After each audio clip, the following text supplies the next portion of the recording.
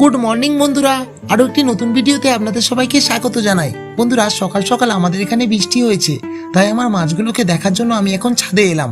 তারপর আমার মাছের ট্যাঙ্কের ঢাকনা খুলে দেখছি মাছগুলো সব সুস্থ আছে। যেহেতু আমার মাছের ট্যাঙ্ক বৃষ্টির জন্য ঢাকা থাকে, তাই মাছগুলো সুরক্ষিত থাকে।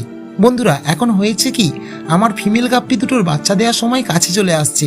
এই ভেবেই আমাকে বড় ট্যাঙ্ক সরিয়ে আনতে হলো। বড় ট্যাঙ্কটা যেখানে ছিল সেখানে প্রচণ্ড রোদে আমার এই ট্যাঙ্কের সমস্ত প্ল্যান্টগুলো মারা গিয়েছে, জলটাও নষ্ট হয়ে গিয়েছিল। তাই নতুন করে আমি এই বড় ট্যাঙ্কটা সাজানো শুরু করেছি। কালই এই ট্যাঙ্কে আমি নতুন জল দিয়েছিলাম, আর মাঠ থেকে কিছু নতুন প্ল্যান্টও এনে দিয়েছি। মাছেদের ঘরে প্ল্যান্ট থাকা খুব জরুরি, এতে মাছেদের থাকার জন্য একটা সুন্দর পরিবেশ তৈরি হয়।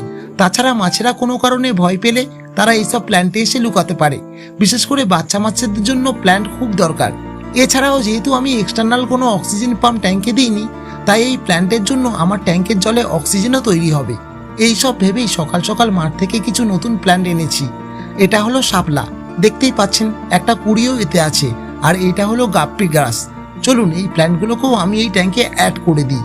বন্ধুরা, প্ল্যান্টগুলো অ্যাড করার পরে দেখুন কেমন লাগছে। ভালো লাগছে, কিন্তু এই ট্যাঙ্কে এখনই মাছ ছাড়া ঠিক হবে না। কিছুদিন পর যখন জলটা একটু পুরনো হবে, তখন আমি ফিমেল মাছ দুটোকে এতে ছেড়ে দেব। বাচ্চারা একটু বড় ট্যাঙ্ক পেলে তাড়াতাড়ি বড় হতে সাহায্য হয়। বন্ধুরা, আমার মাছগুলোকে আমি আমার সন্তানদের মতোই ভালোবাসি, আর তাদের খেয়ালও রাখি। সঠিক সময়ে খাবার দিই, জল পরিবর্তন করি, যার ফলে আমার মাছগুলো কত তাড়াতাড়ি বড় হচ্ছে দেখুন। আর তাদের কালারটা খালি দেখুন, অপূর্ব। প্রথমে যখন এই মাছগুলো আমি এনেছিলাম এরা অনেকটাই ছোট ছিল, এখন দেখুন এরা কত বড় হয়ে গিয়েছে, আর সুন্দর রঙও ছেড়েছে। কোয়ালিটি একদম সুপার।